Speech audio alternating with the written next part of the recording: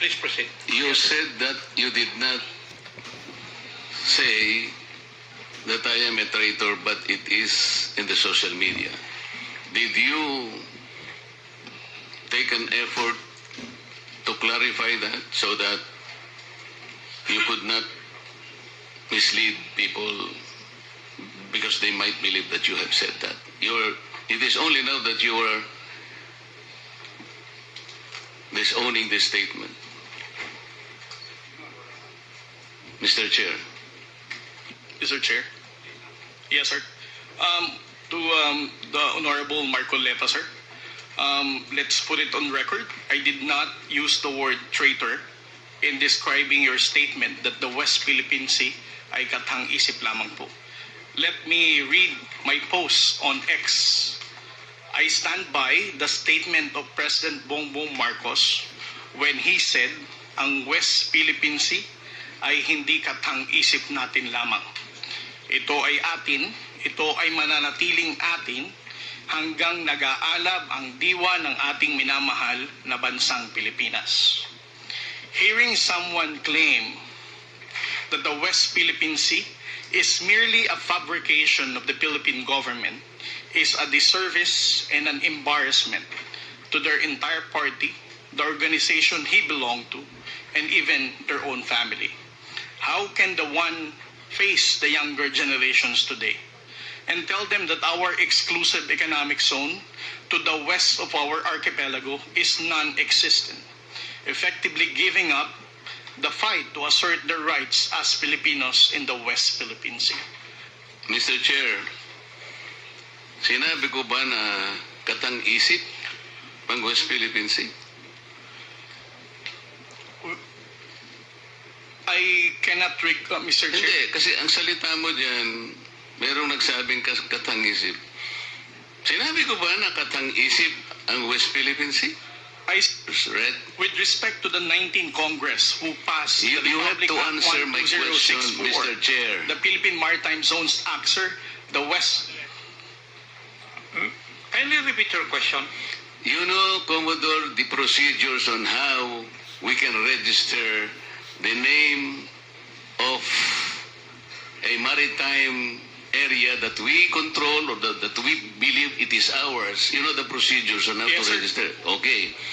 So, ano na po ba, nakarehistro na po ba, nairehistro na po ba natin yung West Philippine Sea? Sir, with regard to your question, there must be a legislation and then submit it to the international. Oo nga, meron na po Hydrographic tayong Organization. legislation. Yes, As a sir. matter of fact, nagagawa na po yung Congress. Kailangan po talaga yon. Yes, sir. Nagpasimula tayo sa administrative order pero kulang yon. Kaya nga po ang Congress gumawa para tulungan po kayo. Okay, sa ngayon po, sa tagal na po ng proseso, yun po yung dapat ninyong palaging gagawin. Kailangan lahat ng lakas natin gamitin, maparehistro po natin. Pero ngayon, hindi pa nakarehistro. Tama po. Again, sir, answer your question. It Please. steps by step. Commodore, andali. Yes, sir. Please answer the question directly. The question calls for a yes or no. No, sir. If it's in IHO, yes, through legislation.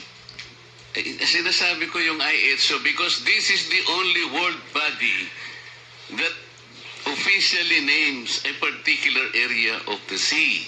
Kaya sa konteksto po ng pinag-uusapan natin, kaya ko lang nasabi, sapagkat hindi pa po nakatala, we need the international community to recognize a part of our own. Yun lang po ang punto doon, Mr. Commodore. So kung hindi pa po nakatala, tama po ako, hindi ba? No, sir. You are inconsistent. No, sir. I did not say that you're correct. I will not agree that you are correct. West Philippine Sea is our exclusive economic zone. Eh, Mr. Chair, wala tayong dispute dyan. Sinasabi ko na nga sa iyo, yung sinasabi nating West Philippine Sea is our own exclusive economic zone. This is ours. You and I should fight for it until the last drop of our blood. Ang sinasabi natin dito, kagaya ng nire-request ng CICC, let us educate our people sapagkat ang alam ng mga tao, lahat tayo, ang alam natin, nakarehistro na. Ang sinasabi ko, hindi pa po nakarehistro. Ikaw ba pwede kang mag-enroll sa isang eskwela nang hindi ka nag-register, nang hindi ka nag-enroll?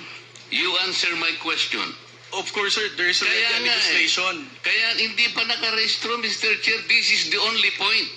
Let us not create a mountain out of molehill. Bigla mong sasabihin, in response to what I said, kathang isip o blah blah blah at lumabas sa traitor. Hindi ka man lang gumawa ng effort, for example, na I did not say that. Ngayon mo lang sinasabi. But you know, people are bashing me. I am pro-China. When is the last time or the first time that I am pro-China? Again, Mr. Chair, I never said that you are a traitor. That is clearly posted on my Twitter Pero account. hindi ka po nagbigay ng paliwanag na sinabi mo sana doon sa social media din. Bakit nyo ina-ascribe sa akin na sinabi ko na traitor si Kong Marcoleta? I did not say that. It is only now that you are explaining na wala kang sinabi. But kumalat na sa social media, kaya nga tayo nandito. These are the excesses and the abusiveness of social media, Mr. Chair. Nangyari na. Kahit na ilang libong mag-explain ka dito, yung tao narinig na nila na ikaw ang nagsabi. Because meron ka pang litrato dun eh. Mr. Chair, No. nobody has ever asked me whether you are a traitor. This was only the first time that I was asked whether you are a traitor or not. You are not even aware na sa social media sumabog yun. Nandun yung litrato mo and the claim that I am a traitor. Ngayon ka lang nagpapaliwanag na I am not a traitor. Pero nangyari na yun. Mr. Chair, I don't think that I'm under in any obligation to respond to all those social media Mr. posts Chair, by bloggers, social media influencers to tell them that Mr. they're Chair, wrong. Siya muna. sabi niya wala siyang obligation. Finish your statement. Yes, sir. Mr. Chair, Honorable Marcoleta, sir, I think I'm no under obligation to tell all the social media influencers, to bloggers, defend your name, tell them that you are not a traitor. Again, I did not mention that you are a traitor. Those words did not come from me. Why would I go to the extent of defending you and you are running for Senate? I might as well be interpreted as supporting somebody for public office. Mr. Chair, clarifying something that is wrong is Have not the floor, political. please. Thank you, sir. Commodore, tinatanong lang ni Honorable Marco Rex that merong lumabas kang statement. Siguro, binigyan ng interpretation ng ibang bloggers at nasabi na traitor si Honorable Marcoleta. Ang tinatanong niya is, unang-una, alam mo ba ito na ganun ang nangyari? Would you know?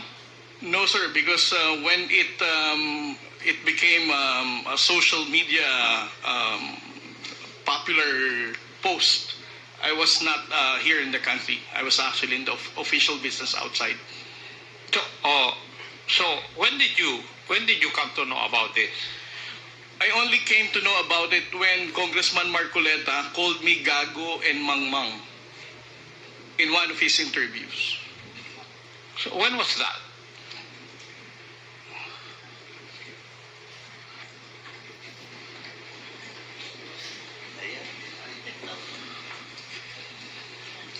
During his interview last February 10, huwag tayong magpagago at magpaka-ignorante katulad ng Commodore na yan. So, at that point in time, ang tinatanong kanina ni Honorable Marcoleta na merong misinterpretation doon sa iyong statement sa social media. Yes, sir. And you did not bother na i-correct man lang yun. Yun ang dinadrive ni Honorable Marcoleta kanina pa. Yes, sir. So, please answer that question. You did not do anything. I did not do anything, sir. Okay. Why? Why did you not do anything? It's because, sir, if I'm going to keep on defending because one, No. as I said, yeah. You are not supposed Yes. to defend me. Yes, sir.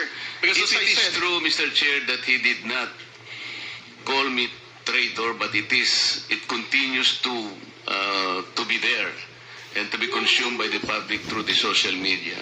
I think it is his responsibility to deny it if it did not come from him. That is all I was asking. And I think this is not too big for him to do. Yun lamang eh.